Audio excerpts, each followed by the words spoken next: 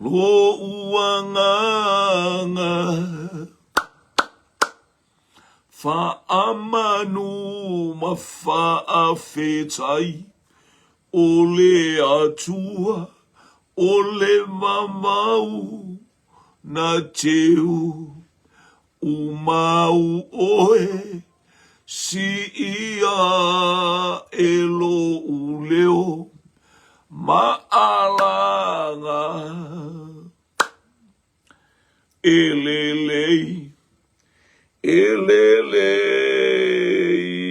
oe malulu e mea uma moau silafia e ia o umanatu le atua le maunga le atua le vanu mua pea o lo lelei mea uma e sili le atua e sili le atua e foi ai le langi malela lo langi e sili le atua e sili le atua e sili le atua e foi ai le langi malela lo langi e sili le atua e faiva venga le atua e faiva venga le atua e foi ai le langi malela lo langi e faiva venga le atua e o fofongi a le atua e o fofongi a le atua e foi ai le langi malela lo langi e faiva venga le atua. Aleluia, aleluia. Olo upapa malo uolo, olo utalita malo umalua papa. Olo uoa malo utawi e tele pe ona e feta la ya vi ia lawa fio. Leta ma osi fea ngainga leli ie malau whanau. Na osi fea ngainga manoa i le nua. Na osi fea ngainga, haleluia, ma aper amo e te whalau teleina o lana whanau e manuia ai. Haleluia, atu nu uma o le larolangi. Na e whatatia le li ie le lau ele mai ai kupito le li ie le vai tafe o le naila. E anga i atu i le itu i matu i le vai tafe o haleluia o e ufirate. Letua oio lo nuu, haleluia. Ua fia afe tausanga, ua tolu afe maona tupu tausanga ua mamae. Sa e awina mai ai lo nuu sa whatatia ai lau polo kalame lea li ie. Haleluia, sili mato uva ai, ua langa mai tangata leli, ie moni lava ua tau faoa lo maalo. Haleluia, ilato o e tau fao, o ilato o e loto vale ma loto fale tonu. Haleluia, loto palapala ma loto le anga awa uma ele ai fo isesi na te aveseina le mea ua iloa awa uma. Ona e whatatia molo nuu mautangata e whapea i mātou nofo le li ie, wa iei pāpuipui, wa iei pāle li ie, o tua oi le li ie o mātou o langa ma mea umalama e ao na mātou whaia. mātou wala au le li i pei lava o le anga e mai le vai tafe o le naila le li i anga i atu i le tasi i vai tafe. Haleluia, haleluia, o mātou tae ele i vai tafe. Haleluia, e tele ma vaitu loto ma au whaamanuianga e ala i lea nganga pa ia. Vi ia tu ma watu ia te oele vi inga ma le whaamanu ma le whaadetanga. E ala ia Yesu ke riso lo mātou ali i ma lo mātou whaola. Amene, amene, amene. Tātou malaua fio. Tasi le nei tai au, ona o Yesu. Amene, amene, amene. Hallelujah. Fatalo fatu le tātou wainga le suafa manu malolo tātou wali o Yesu ke riso ele aise tasi suafa. O le suafa le wa tātou patipatia ele nei tai au fou. Ino lo iei pia le pongi sa i lunga le funga ele a o tātou tangata. O lo iei pia le malama lama o lo tātou watua ua pupula mai. Hallelujah, tātou te langona i mea umai au tātou whaia i lea taimi ma lea taimi uso wha i le fia e pei o le manurele. Hallelujah, tau sangi lunga o funga o la au batangi ai o le ata o lana tangi o lana pese o lana wala au o lana vi inga e whapena o tā manurele. Hallelujah. Ta iei le nei tai au le hafua le tai au fōma whamunianga lea tua ia pese ai lo ua nganga i a te ohe i o vai. Whatalofa upenga te whailangi, whatalofa i tama mateino le whanau le atua, a inga o le atua, uso matua whawhine ta māmatina, au na le atua o i lava. Hallelujah, hallelujah, welcome you in the name of Jesus Christ, our Savior and our Lord. Hallelujah now. And we say, welcome you. Hallelujah, welcome in a mighty name. Hallelujah, our Lord and our Savior, Jesus Christ. Hallelujah, whaamanu i atu i le ainga o le whaatuatua. Whaatalofa atu fo i tutu i le Amerika Samoa, whaatalofa atu fo i Hawaii, whaatalofa atu Amerika o whia lava se tafa o maua mai ai se Samoa. Hallelujah, le nei polo kalame whaatalofa atu i lo tō walo atu. Hallelujah, i le aso sa i atou te. Au whaatasi ai fo i ma, whai ai fo i se ngai o inga o vi inga o le atua e maise le ai male feinu. I le upu fola le atua, whaamanu i atu le atua. I le ngata fo i le whaamanu i atu mo le aso sao ta ma. I to tonu o Amerika Samoa mantua le aso sao ta ma. Hallelujah, si o mātou ta ma, Bishop. Ati umale tawai, Elia, e Sarah. Ia manuia le aso sao ta ma. Whaamanuia, hallelujah lo. Hallelujah le alo ato outou le tau warsawa o outou le tātou te sa fatasi. Ia ili nei tau sanga, ia whaamanuia atu le atua. Hallelujah, manuia. Talofa ropeta pele masina, talofa le ainga. Talo mai manureua. I welcome you in the name of Jesus Christ, manureua. Hallelujah, le ainga le arise and shine. Sister pele masina. Malo o amai le ainga. Ia malo le usai me foi la matanga. O bato o la so malo lo ni wa fail bato wa so malo lo i ba o bato o sata ma. Ia malo fa tai tau tau ua i mato talo. Ia manatua foi tato ainga o penga ta failangi. Ile ta talo i luma o le ato ina ia tupu. Ma ia iai pia le manuia o le atua i lona ainga, ia vi ia le li. Hallelujah, praise God. Glory, glory. O le o mai le nuas i le lua le Timoteo, le tato te el tusia Timoteo, toe au taluina ma le toe sanga baba. Ai pe iai, le anga e fō wataimi uma o le atua e ala i le anganga pa ia talanoa mai ia te tātou. Ia lua Timoteo anum tau pue lua a o le whai upu e ono anga i atua i. Hallelujah, praise God. Ia vi ia le li. Ia pe o apopo inga neina i o tātou tū maru ngā lue ngā le atua. Fai me fai pue ono, o le ngā lue i le whanua, e te tau ona mua inga maua e ia le fua le whanua. Ia pia tātou i loa, ia.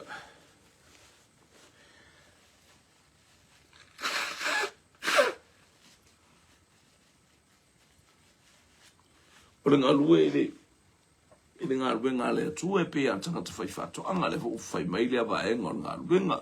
Io le sa tātou ngata mai whai upu lea le o toi au talu atu ma tātou toi whanonglongo whatasi au. Hallelujah, o mea uma ai tono le tātou wainga, ma mea uma tātou te whaia ia mua tātou whaonga ina. Rona winga e tauno mua apply a tea ule upu ale atua ele mwhaina usau e la unga pe ana o whaatu tele o taimi, ele mwhaina usau te mate le tele atu, ia tauno o mate le tele mua ia tea whaatonu lo uolanga, ia mawawai o au tangata ngasala pe ana o whai atu ia te autou, i lunga o le atua o te tau tino lava au. Hallelujah, whai mai o lo loto fua te eifo le lei, e aona o woti aso whaiso o a ulu tangata ngasala. Ia tau tino i lumo o le atua o i tātou o tangata whare tono e manatu mai o ia, e whaamanuia mai o ia i a te i tātou. O lo o langona ma o lo sila fia i le atua, awane ia ise whaamaua lunga i o tātou loto. Sa leo le ia mua tātou o ai me ai, ia i whaatoanga tātou te whaia, ia o nā o le winga leila o tilo ati ai malawawa ai whaatmatala mai e le nganga pa ia. Hallelujah, te tauna o ai mua le upua le atua, tauna o iloa le sua malia ma le matangofie, i whaasoa atu, ia o te iloa fwoi ia ili fia ma le oli, ia ma fia foli te ngata e tau mawhai, langa o le mea ai moho tātou wanganga. Whai bue fitu, ia e mawhau i mea o te whai atua ina, ona fua ina atua i lea e le li i a te oe le loto matala i mea uma. O le iaila o tātou mawhau ia o na fua i mele ate i tātou le loto matala, tātou e tatala i ele atua, ele nganga pa ia o tātou loto. Tātou te maua ele whasoa, le tamar ainga, ma le tina o le ainga, a me se tātou tina i e whapeon tātou fautua atu i tamar, tātou te fautua atu. Hallelujah, e ele loto matala o ni mea uma e te whama, au e te moe, au fo ite fo ite musu e tautala au e te fefe ana matu ya te oele nganga pa ia lo le nganga pa ia mata o a ole nganga pa ia e te famalosia e te alofai ia e te mafau tonu ai le mafau tonu ia te oe. Hallelujah, tato ai fo ele mafau tonu to malo Abraham. Hallelujah, teimi aula mafuta malota ele imana o Abraham e whatau le vai o lota. Ele imana o Abraham e whatau le vai. Tauna oa o le e lota lana whanau, a oa oana au na warta o emisa ma au na Abraham. O ia o le atali i o Abraham ina oa ele amatanga mai o lona o langa. Lena sau Abraham ma au mai, e ta tauna ave le wha mua malana o inga mamafa, malana o inga i teimi uma i lana au whainga aluenga. Tautua nā ma o tou au a tou te whemisa. Hallelujah. Ha o tā pena uso i o sefa e toi foi. Ua o i lo lato utama. Ua lato i loa ma lo lato win. Mautino olo o ola i o sefa. Ua le ai seisi tala, ua le ai seisi upu. Lato te toe mawhai. Ua lato i loa le meta ua o le alofa tu noa o le atua. Ma le anga le lei o le uso i ate i lato. Le ngata ina ua o umama peni a mina ma Simeona. Ia lea sa ta ofe Iosefa. Ma Iosefa aua toute. Femisa e lunga le ta alofa brother Jeremia. Ia tautua Jeremia, talofa lava, ia manuia. Aua tau te femisa e lunga le ala. Amene. Oio o le mataala ma mea uma e te tauna whai loa atu. Le mea te tau una o i eile aing. Ne le luar. La ua oma tal noa sole. Ioi. Ua uma to e tal noa ilo lato whasawa. Wa uma le tala noa ilo lato wa mio leanga, Wa umara lātou tala noa I mea lātou te le iloa. A ua tutupu mea fōi o lātou loto. Ua tatala ina o lātou loto e le atua ina ia lātou wa ai I manuia o le atua. Ua leto e tilo tilo I le whaamisa. Ua leto e tilo I le whaamaualunga. Ua leto e tilo I le ai ma le manatu ane ia te ia lava o sili. A ua lātou whapeana o ia matau tia le atua I le olanga o Iosef. Le atua o Eperu. Le atua o Apero Amo ro lātou tama. Le atua o Iakopo. Le atua o Isaako. Le ia lele. Hallelujah. Ia e mafafau I mea o te whai atua ina. Ona fua ina atua I lele ia te o le loto matala. A mafafau la mai mea o ia le loto matala. Se mana ia matala le loto a. Tātou te mafafau I le fionga le atua. Ele na ona tātou whasoa. Hallelujah. I ei te mi sa tātou vai, ai ei te mi pisa poloka. I ona tātou te le malamalama I le anganga pai. Papena fo ila talanoa atu I ate oe. Hallelujah. El te mi lu te le iloa le anganga pai. The time that I don't know Holy Spirit. O le vai, poto e whai tau tuspa ia, poto e tuspa ia, ai le iloa whaatino. A ua fio mai le nganga pa ia, ngā ioi le nganga pa ia, I seisi ngā ioi ingo fau. Ua tātou ilo ai, e mamao ese tātou. Hallelujah, ma le mea lai whina ngā loa ile atua. Aina ua tātou ilo le nganga pa ia. Ua tātou wha pale. Ua tatala o tātou loto. Ua tātou wa ai I manuia o le atua. Hallelujah, whai upule iwa. Ona o lea ua tinga ina iau. Ua o ina nono tia o au peise I se pangota. A o lea fionga lea tua I le nono. O lea satatu o mai pipokala mele. A o lea fionga lea tua I le nono tia lea. Nono tia o e nono tia au. A o le upua lea tua e alu o lea fimu musa e sai. Hallelujah. Praise God. So o manal fa pule sutfa. Ia e fa manatu ia te ila tau ia mea. Ma tau tino I luma o leli. Awana ila tau fifina wa I upu ele ai se au ngā. Ai fasi se ina ai o e fa longolongo ia. Se le mana I o le fa I upu lea. Ia e fa manatu. Praise God, praise God. Pea ua mabel tato wotu. Ngai fa mataltala bai pea to e fa matala pea le mele. Fai was furu leo o to e fa mai I lalo. O le mele o te ono sa iai I mea uma ono le au filifilia. Ina ia maua e I lātou lava le ola o lo I tutonu ia ke riso Iesu ma le manuia e whaavau. Le whaingo fia mea na o le apostolo whapena I tātou. E mauti ngā le mau fesoua ina aia ia e ono sai. Hallelujah. Teanga o lo ono sai e whailo atua I lo uso a tangata. E whailo atua I le ekalesia ma le whanau filifilia le atua. Le ono sai tele. Na ono sai e ke riso I lungo le satau. Hallelujah. Ono le tau aveina o usise, mau usise mo tātou whale tonu. Ia leli. Hallelujah. O le mea lea, o te ono sai ai I mea uma, ona o le au filifilia. Hallelujah. Wana le ono sai le apostolo, tātou whataita e li kaukele. A leu tātou ilo na ono sai ke riso I lunga sato lo sau tangata le oka sau ai ngā oka le ongo sai. Ai a oe. Ai a o tai ei whaatasi ma le apostolo. Hallelujah I ti ngā o le ngā luenga le atua ai tātou te lava ono sai. Maua le whaamangalo, loto whaamangalo. Hallelujah. O le tofo ina o lo tātou whaatua. Tātou te wa ai le ngā luenga le ono sai. Ua tupu ai lo ono sai. Hallelujah. Ti ngā mawhainga tae o mai a tātou I le taimi ma le taimi. O le upu moni le nei au a pe a whai tātou te oti whaatasi mai. tātou te ola whātasi mai. Talia Iesu, tātou woti whātasi mai, tātou te ola whātasi. O tala noi le ola e whāma.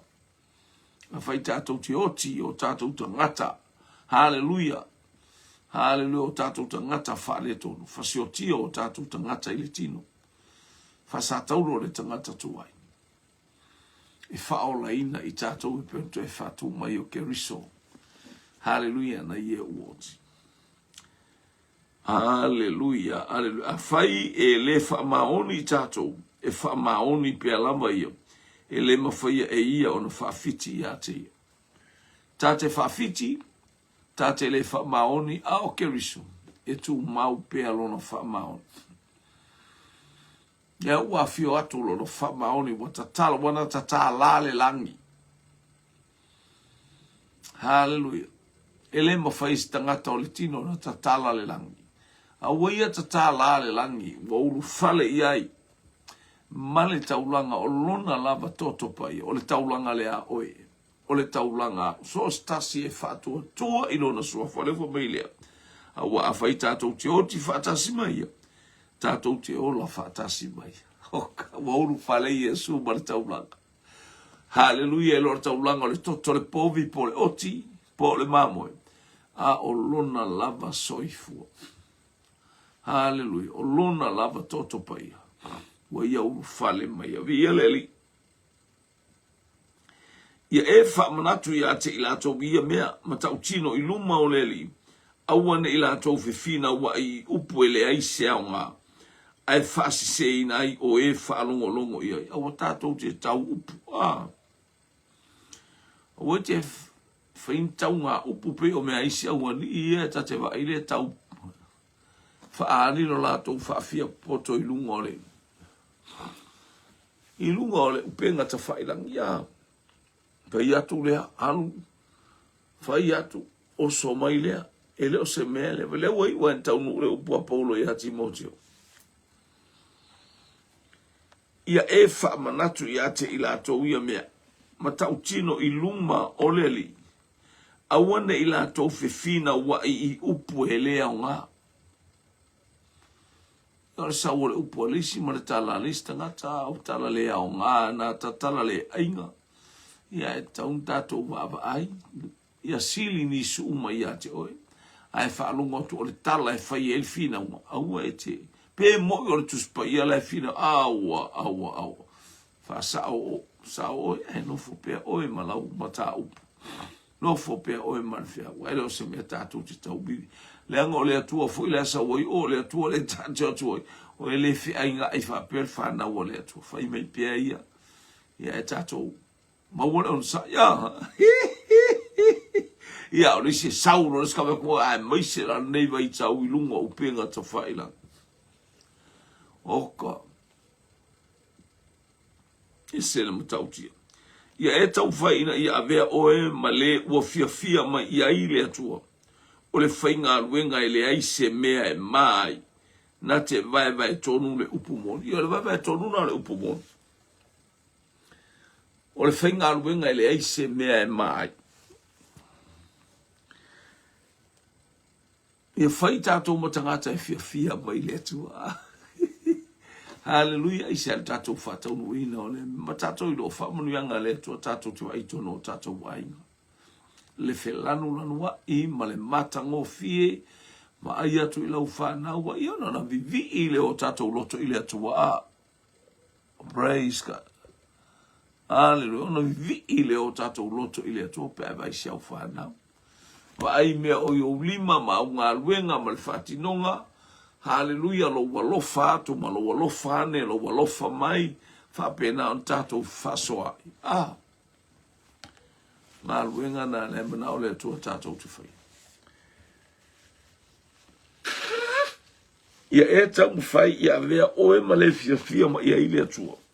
O le whai ngā luenga i le aise mea e mai. Aweni e mai sua whaole ali. O le whainga aluenga e le aise mea e mai. Ia le atu. A ia e tau ma mao, ma upuleanga malelea o ngā. Awa e tupu atili a ile a mio fale mata. Kia tatou pe o melefe mai a ese upule a nga e tau mau tatou ma mea leanga mare leanga. Awa e tupu atili a ile a mio fale mata. Tupu e tatou a mio fale mata. Wa. Awa tatou te tau tala ingi upu leanga mani upu. Ye first time wa tau tala se upu fale tonu fa tama fa mole fa mangalo mai ita. Wa tau tala atu wale ilota le fia ya. Tau tala o e mata uile atua. E manatu mai le atua ia te o le tangata e whailo uma faufau. O le tangata i eilea o onga ia te oe. O le tangata mata ala. Mi ia le atua. Aleluia. O ala to upu foi a ati pei o se papala. E iai umenio ma file to o ila ua ia ua se ile upu moni. O lo o ane o lo o whapeane ua malmae la wale toi tu o whaali liu ese ai nisi tangata ile whaatua tua. Ia i tangata tala i whapea. Hallelujah. Ai i tangata tala i whapea i tonu o Efeso.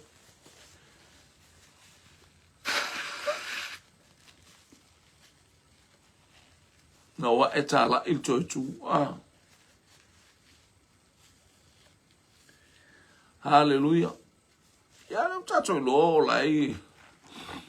No e tala i umar to tu ele to ye si me fa ye le tu umar fa banga long sala lo ngi o la pel tangata la to wa tele na tangata. Fo mai o la pel la o umar fa manga lo i tato. O le fa manga lo nga la sila mai le tu ya te la to na talia male loto fa mawala. Male loto talitonu le maliu po nga o le alo le atu. Ya ila wali ia mo o lato upu a ati pe o se papala. Mo pala te va te fa to la fa solo kwa papala o so kwa ya lo kingo a. Pa pe na upu tangata e fa leanga e lo kuma li e va tu. O solo to ya mal tangata fa sama lo sino no la. Ava to wapa e to yalo na ona ila le fata ita i me le anga listanga ta ai selmana io le anga pa ia e selmana io le ola i le anga pa ia te failo mai ya te tato me le tatau ona o tato fai. Hallelujah tato te o ese ai tato te alo ese tato te so la ese. Hallelujah. Praise God. Ui ilea, ui lava ilea. O le whaavai mau o le atua e tū mau lava. E tū lava lea. O lo o iai le nei whaailunga. Ua sila fia ele le i ona lava tangata. A toa malea. Iau ese i lea mio leanga ila ato uma o e tau le suafa o keriso. E tu mau le whaamai o le atua. Fina ngalo o le atua, iau ese ia te ilato o e tau. Le suafa o Iesu Keristo. Toi hafong madua i pureina ia whamaro se tala. Ai ui lama i lea. Ui le ua mamae le toi tu ua whani liu ese ai nisi tangata i le whatuatua. Ia pe o le talo le wale ia la upue. Faisina tele tangata e fai upuleanga. Ia la tau te whaabalea tangata whaasese tangata. Ia wo ese tangata mo mabale toi tu ele toi a fio mai Yesu a ia. Bi ia le lipe whape na le winga o le mele mo mabale toi tu ele toi eisi. Ia tato wiloa. E au ona toi tu pea le atua. Yesu Keriso i o tato walanga. Ia e oti aso faiso o. Tu ia so faiso o i lou whātua tua i le atua. O lo woti ia so faiso o le toi whātuina fo i leo i tātua. O lona winga o lo tātou tau atu le ilunga o le atua. O i tātou o tangata ngasala. E le whātu saina i tātou i le atua.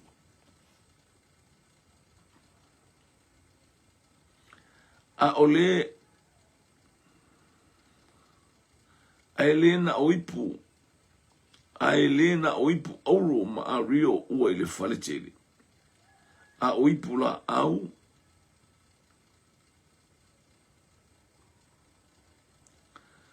Aelena oipu auro ma a rio ua ile faletele. A oipu la au maomea oisi ua tauleleia. A oisi ua tauleangaina. Elena oipu a rio ma ipu auro a walta o te leo tangata ia eiloa faila wipu. Tofu oe o le ipu a le atua. E tau ave aile le waina o whaamanuianga le atua le waina o le ola. Tau ave aile toto pa ia o Yesu ke risola na whaamalonga e oe o le ipu. Hane rita i tasi tangata mawhaila na lava ipu. O le atausi ila na ipu. Hallelujah, whaamamala na ipu. O le vea whola wipu e furu e resi ingo fo resi ma furu le stiru nga maa o si a ilea. O le vea whuala wipu e furu ma i elisi. Whaamon mo le furu a e oe la wipu i luma o le atua. Malou loto ma o lalo malou wala au i le atua o a u le tangata angasala. O la ua u le avala au i le atua il tele o taimi. Maso umolo uola taimi umolo uola u te wala o a u le tangata angasala. O le whaifi aua, o le whorfora le tala le yaso ta itasi. Aia, o te wala au ma le loto whaamauralo i le atua. Oa u le tangata sala. Hallelujah, ina ia le ai, ina ia awane ave sea e le tangata, e le tino whaamanu ianga le atua, ma ia fo ia te ia. Lona lava vi inga wana o ia e totasi. O le nei, ai se tasi na te whamma ia te le to e saununga ipu ia a o ailena o ipu aulo ma a rio ua ile faletele e i fo isi ipu a o ipu la au ma o mea o isi ua taulele a o isi ua le taulele a taula la ua o rio pe ta mo i ipu ia o ipu mata ngo fie i lungo sila whanga le to a i fo ipu la au ma e tu al falele ile mkuka ma il fallait là tout tout ça il fallait les faire mais ai hallelujah tango te u fallait les o le ata o lo te u o lo tanga tanga sala e isi o tato o tanga tanga sala ai tango la te hallelujah ele te u le va ele te u ina ia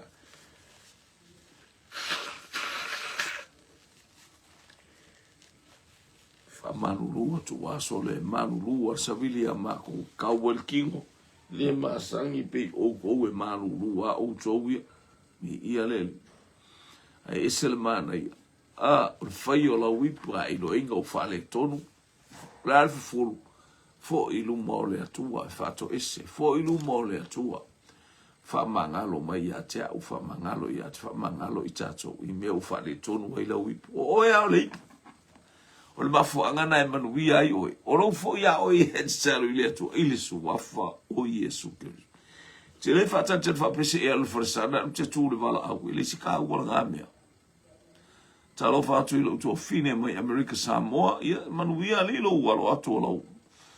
Oe, lau fionga le ala i taongo moa, teini o le moa tonga, ia le hallelujah, telefoni o le vainu, maise o teine, hallelujah, o le moli o le ama i lauria, Amerika Samoa, ia fua e fui mai lau le mongo sa e tatalo, ia walo i tato e monia o le mongo i, hallelujah, ia le moli o le ama, sen mana i o na, le mena i ilo moli, al moli o le ama, e ofi ai wa uma, ia mana, ia o le pitonu lea, ia ua foi pe o le moli lea ia se ivange la fionga ile ala itango mo pe o le moli lea tilo ia ilo da inga pe o le moli le faofia i tonu le sa hallelujah o le tautai mata pala le ai ana folinga ma mea umana te whaia le neita ea manuia lau walo atu manuia lau boli mau manuia foi le alo atu hallelujah mo polo kalame umala mo le o le neia sa ia manuia foi lau pese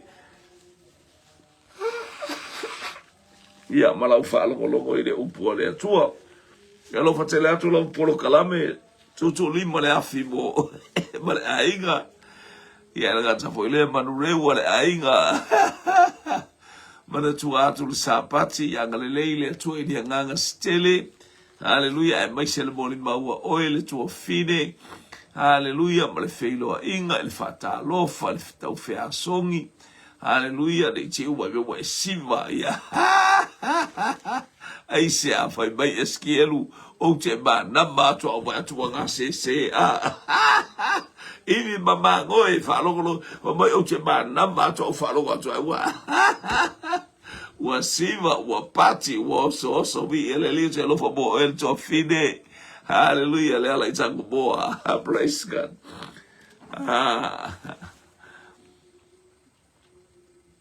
Praise God. Ibule suma e losu mana tasi.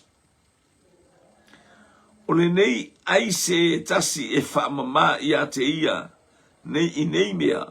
E whai o ia maipu e taurele ia. E whaasaina e ao ngā fōi mole ali. Ua saunia mō ngā ruenga lele uma i alena o tala noa tuai. O le ipu oe, tangwa oe, i mena e whale to lo ma te ita.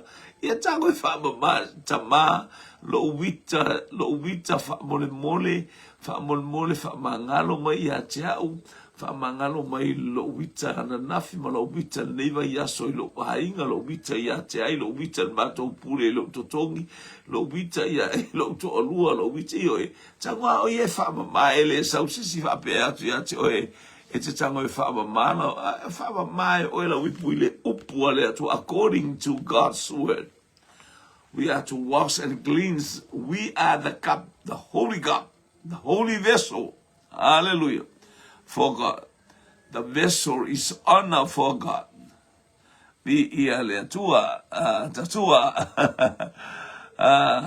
vi ia le mota siu, vi ia le Jeremia, talofa lava.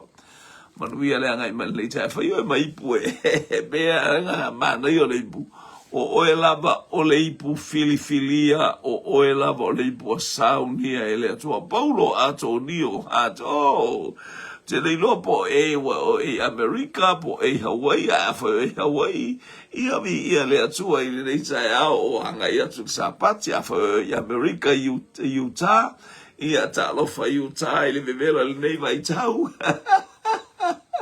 E alo fatele bo e lo uso o una mano le fa malo si mano le tau hallelujah o ia i polo kala be fasoa ole tala le ia le tua manuia le moli mau manuia la unga manuia foi lau fata lo fato i se lima hallelujah vi ia le tua le taulanga o vi inga e foi ai lau fata lo fa it's a taulanga o lo songi pa ia hallelujah vi ia le atua fea songi o taulanga uma ia mea uma tātou te whaia o siva o ngā ioi o le taulanga tu ina atu lau tino i le li o le taulanga e ola e pa ia e mani e whaaftai ngā lue mo le vai aso whaaftai fo e le whasoa ia le tere sai me taule ino atu le te me sau e lau whasoa ia le mo atu ai nai te usa e wau atu o oe ia e vi ia le atua ia ngale atu le atua ia pa ia atu le atua manuia le sapati o te po o tale iwa ia te utou ia po o tale se fulu ia whamanuia atu i le ainga alof tele mo le ainga mo le whanau hallelujah ia i tangia anga le leile atua mo le masiofo e le ngata fo i leo le no foalo alo whalau le lau polo kalame tutuni mo le afi o le afi la mo le anganga pa ia ia wo mai nal fai upu lea Aleluia, lusu tasi, luas fulua, ia e sola, ole nei ai se tasi, lusu tasi, ole nei ai se tasi e whamama ia te ia i nei mea e whai o ia maipu ia nea whatuai, o e o leipu. Ele i se mea la whamama e fua e whai aura wipu. Ele i se mea la whamama e fua e lo uso po lo tua ngane, po lo tua fine la wipu. Ele i se mea la or as you understand in the Holy Spirit is a soap. Ole moli ale ta ofu. For me to see malaki. Ole moli ole fasimoni te faunga ine te ta ele. Ele fa peke ka ele arufu ele skanga ka fa si e fa ka ele kwa lo au mo lo fa kama. Ne ai e te tanga ele te lo me pala o tino same as a spiritual vessel. O oe o le ipu whaapitoa mai le langi.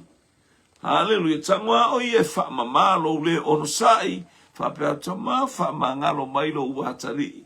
Hallelujah. Moa fo ia ule o so vale malele onosai. Mo whai atu waila utala ilo ai.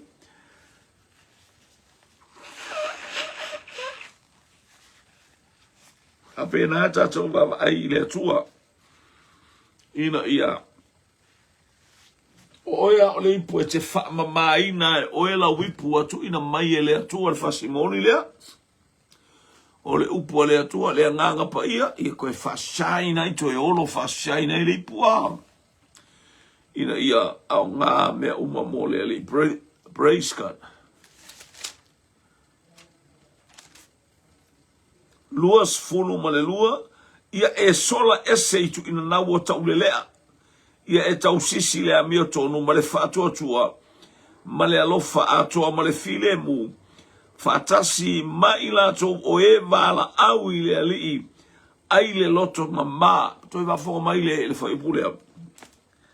Ia e sola ese i tu ina nau o tau le lea.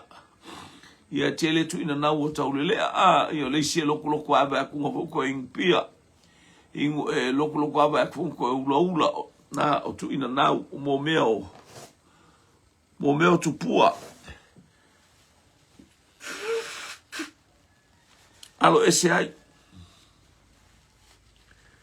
O le isi ala na le lotu i o le fia whaiteine ma le alu au whaipese e vailo i le teintiti e fia alu e whapena isi tamaiti. Whapena isi talavou e whapena isi tangata. Alo ese tu ina nau o tau le lea. Ia le tatou wai o le wainga o mata. E wa ailo maka ko singa loa. Tau whailo tino e whatino. Le tupo e whalawe ia tā vita. Alo ese. Alo ese. Hallelujah. E mana ia la tā vita. Hallelujah. Na tupu le whalawe lawe. Ai na tupu ai na o le meta ua o le loto salamo ia tā vita. O le tali o le loto salamo. Mai nā tāno no fo ilalo. Once you believe in your heart, then you will receive righteousness. Confess by your mouth. Ole loto e talitonu ai. Lea mafuaina e tautino. Olo ale isi tautino ngai lo loto. Afai so ngā anu ala ukau kingo. Ke leo manu na mose mena sauto tonu o lo loto. E koe kupu ngā amea sea kako ke.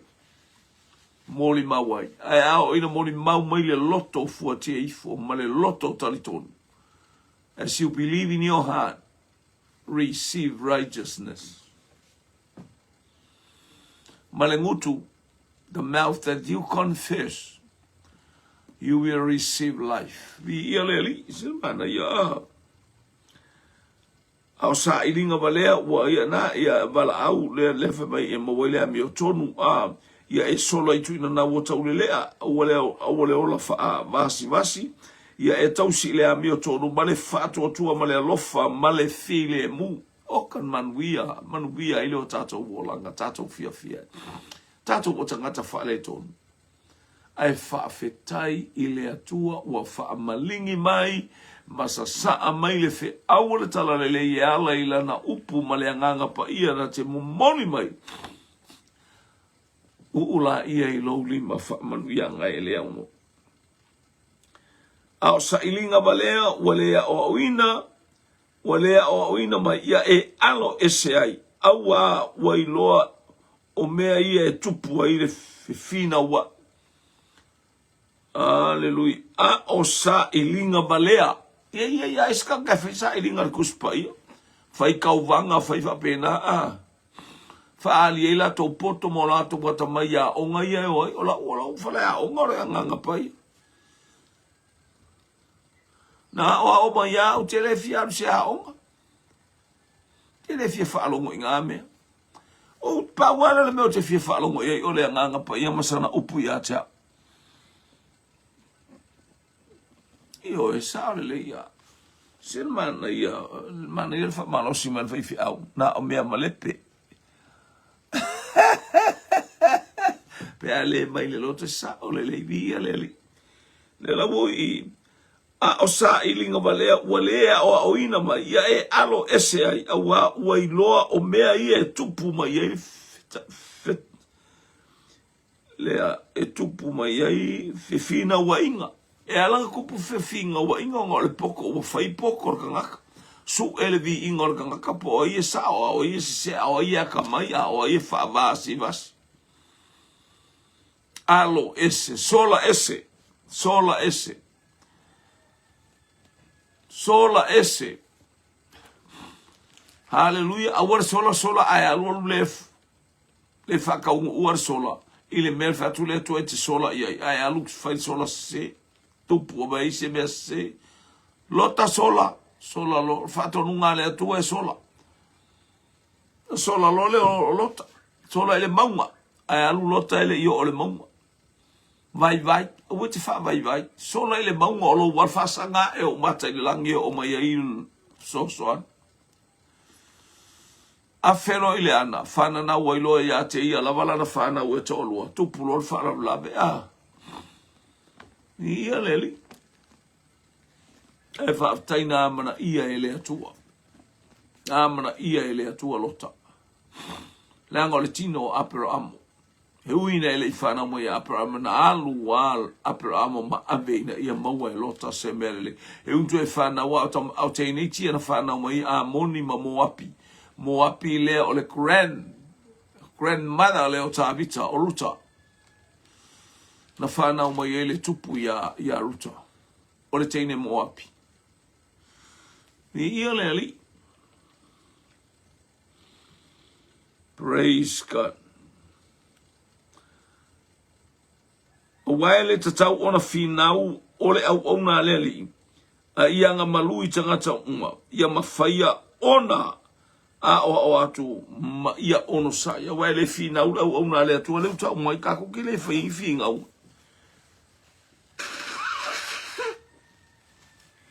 e ala lan tato foi le fina ona wa fa mawalunga tele a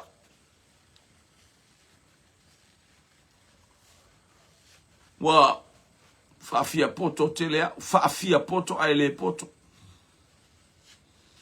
wo fa fia poto wa le fia poto o le mea e te fia poto na e poto lolea au mailo na fia poto Solomona au mailo ele atua le poto ai a fa fia poto lor tangata ia wa ka aloi I mea le atua praise God tingante leo le na poto na ia Solomona ai na fa fia poto lo ia faolo e ana maalo na le matauti yo sa wa le va ia alimento pu ia Solomona le poto fia poto ma le fa fia poto e mua alo fia poto e le o se me le anga le fia poto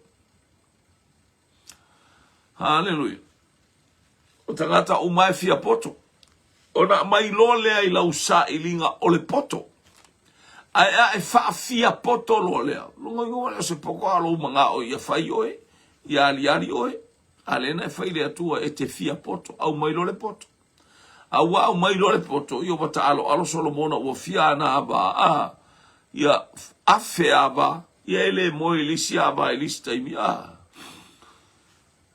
haleluya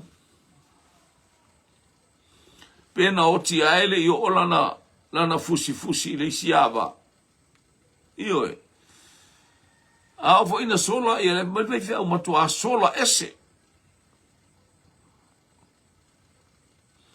ai le or sola e sola la kamale fo mai tavi tau te sola e ai fea ai o lu malanga o le tangata o le atua e na sola le tato ilo le men sola i tavi ta anga sala lo tavi o te sola i fea ai o luma o te alu I fea ai lo wanganga. Mo ilo e tawita e leise si e sola I lumore. Mea uma na o le e tawita I le atua o te sola I fea, o te alu I fea, whakti le atua sola. Ai wane o sola tawita I se mea whale to. Lean sa wail perfecta fayatu ia tawita o ave ese le atua la wangsa. Ina ua tau tino e tawita o ia o le tanga sala. Po le ale lo loto le asalo tau tino i lo ngutu ina wa e talitonu. O le ata na or salamo, talitonu i lo loto, tau tino i lo ngutu. Fa maoni le atua e fa mangalo. I want to face for ia. Hallelujah. Vi ia leli. Sola ese. So stay me ya. To malo na ingo ia a apo. Faila tala ma Yosefatu. Wailo le ia apo e tau oti i Yosefatu. Tangolo a apo fa nofo Yosefatu le nofo ile kariota le tupu a ia. Ai alu ia fa te ti e solfanua. Alu te ti e solfanua fa tangata tau. Ala ia fa tangata au tau. Ai alu le tupu e te ti e na o ia solfanua. Ile kariota. Tangata e sola i ona mafaufaunga. E sola i ona mafaufau. O lana faitau o le poto o lea wai ate ia. O lona manatu le ia oti ai. Wala e sa uni mai suria e o sofa ia na o le tupu. Mai tala le tupu o suria. Awane i whangae sesi. Awane i tau sesi mas tangata anu o Israelu. Au mai ana o le tupu ia uruma. Ia na o lo lea. Waba ai mai tangata i le nofu. I le kariota. O mai lo suria tuli le kariota. Awa Yosefatu. Nua alanga Yosefatu i le atua. Langona i le atua faalu. Ese i le atua loto tangata. Malangona i tangata i le leo le orka malo le kau kikuria. O le leo orka malo le langa so nga fai ke le longa leo. Ale aila e o le tangata vivi e ese tangata lea. Sola i fiana. Sola ana otia ina Yosefatu. Ia apu. Po maina so ona fana, whaalonga leo puna so ona fana ele tangata lana ua ele veai. Ele i whangai ele kangaka apa. O le uanga ele i whangai, ai oso whaalawangi, ei apo tū le whatua, apo aisia. Ele eis tangata e sola i lunga o le ato. O te sola e whea ai o lunga. O te alu i whea ai lo wanganga pe fo fola so moenga i se oli. Na o mea whase oli ana mawhau ai. A apo e fai ia Yosefatu. Aia, mea nga fofola i longa moe nga ngauki ai. Ia lea tua. Ia ea o atu maa nga malu i e o fina o mai, pe ma fai lama lea tua o na fua i atu i ate i la atou le salamo ina ia la atou i loa le lei le upumoni. O i lato e fina mai a o pea tu sai ma le fina ngalo le tu e faola ina tangata na pa share ia i le upumoni.